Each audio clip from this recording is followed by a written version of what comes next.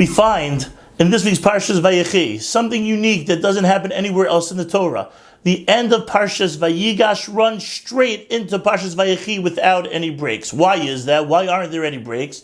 So Rashi says because it indicates to us the same way that this parsha is closed, there are no openings in between the end of Vayigash and the beginning of Vayechi. So too, somebody's eyes were closed. Rashi offers us two explanations for whose eyes would be closed. Number one, either the Jews' eyes were closed because with Yaakov's passing and subsequently the rest of the Shvatim, so the beginning of the enslavement to Egypt is going to start, and that enslavement will be such a tremendous suffering that it's indicated as their eyes are going to be closed.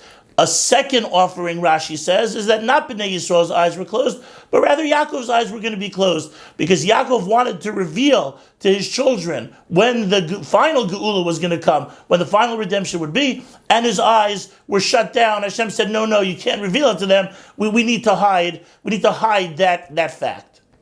Reb Simcha ben Pshischa says, why did Yaakov specifically want to reveal the end game right now? And he says, because in reality, the two offerings of Rashi are not separate, but rather they're together. Is that as the Jews are about to go into enslavement, Yaakov wanted to give them hope.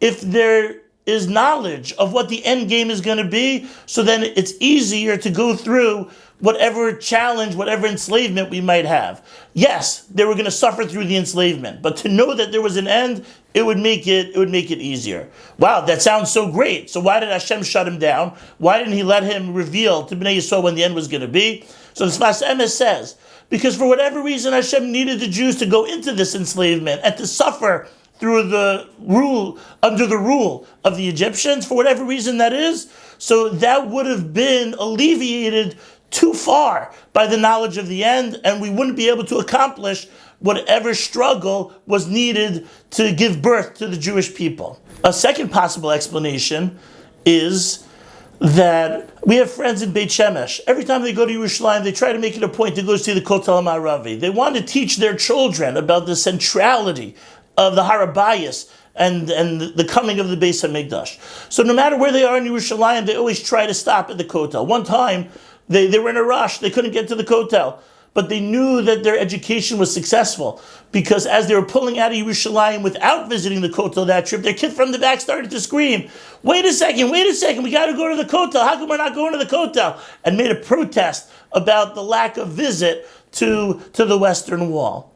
There's a certain yearning that's necessary in order to bring the redemption. The Kli Yakar writes at the end of Parshas Vayigash that if Bnei Yisrael would have known when Mashiach was going to come, so there is no yearning. What am I yearning for? I already know when Mashiach's going to come. So I'll wake up every morning that's not that day, and I'll know today will just be a regular day. I know that Mashiach's going to come at a different time. So Hashem didn't allow Yaakov to reveal when Mashiach was going to come because, yes, Avas Chinam, that's important for the Beis HaMikdash. Yes, every mitzvah that we do puts a brick on the Beis HaMikdash. But the key ingredient towards redemption is how badly do we want it? How much are we seeking and yearning for it?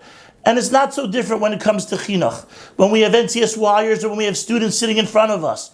So we have to believe, we have to seek, we have to yearn greatness from them, that even if it seems like such an impossible achievement, but the more that we believe in them, the more that we yearn for them to be successful, so then the more successful they're going to be. Hashem should help us open up our hearts to desire final redemption, desire Mashiach going to come, and open up our eyes and our hearts to believe that incredible things can happen with our students. Have a great Shabbos.